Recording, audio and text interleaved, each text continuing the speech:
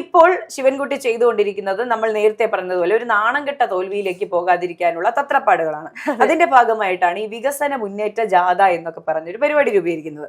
അപ്പൊ അദ്ദേഹം പറയുന്നത് നേമത്ത് വലിയ വികസനങ്ങളാണ് ചെയ്തിട്ടുള്ളത്, 900 കോടി രൂപയുടെ വികസനം അവിടെ കൊണ്ടുവന്നിട്ടുണ്ട് എന്നുള്ളതാണ്. അതിൽ നിന്ന് നമുക്ക് വ്യക്തമാകുന്ന മറ്റൊരു കാര്യം എന്ന് പറയുന്നത് മുഖ്യമന്ത്രി മന്ത്രിമാർക്ക് കൊടുത്ത മറ്റൊരു നിർദ്ദേശമാണ്. നമ്മൾ എന്തൊക്കെ ചെയ്തു എന്നുള്ളത് കൃത്യമായി മാർക്കറ്റ് ചെയ്യാൻ ഞങ്ങൾ പഠിക്കണമെന്ന് പറഞ്ഞ് എല്ലാ മന്ത്രിമാർക്കും MLA-മാർക്കും നിർദ്ദേശം കൊടുത്തിട്ടുണ്ട്. അപ്പോൾ നമുക്കറിയാം, നമ്മൾ നിയമസഭയിൽ ഒരു വിഷ്വലൊക്കെ കണ്ടിട്ടുണ്ട്. മുഖ്യമന്ത്രി പറഞ്ഞാൽ അവിടെ നിൽക്കുന്ന ആളാണ് ശിവൻകുട്ടി സാർ. അപ്പോൾ ഉറപ്പായിട്ടും പറയുന്നതനുസരിച്ച് അദ്ദേഹം ഒരു വികസന മുന്നേറ്റ ജാഥ നടത്തുന്നു. ഞാൻ ഇത്ര വികസനം ഇവിടെ നടത്തിയിട്ടുണ്ട്, പണ്ട് 10 വർഷം മുമ്പ് ഇവിടെ ഇത്രയും വികസനം ഇല്ലായിരുന്നു, 900 കോടി ഖജനാവിൽ പൈസ ഇല്ലായിരുന്നിട്ട് പോലും 900 കോടിയുടെ വികസനമാണ് ഞാൻ നടത്തിയത്. അപ്പൊ അത് വലിയ കാര്യമല്ലേ? അപ്പൊ അതൊക്കെ ഒന്ന് മാർക്കറ്റ് ചെയ്യാമെന്ന് വിചാരിച്ച ഒരു പരിപാടി നടത്തുകയാണ്. എന്തുതന്നെയായാലും ഈ പറയുന്ന നിയമത്തെ എന്താവും അടുത്തത് എന്നറിയില്ല. നാണം കെട്ട തോൽവിയിലേക്ക് പോകരുത്.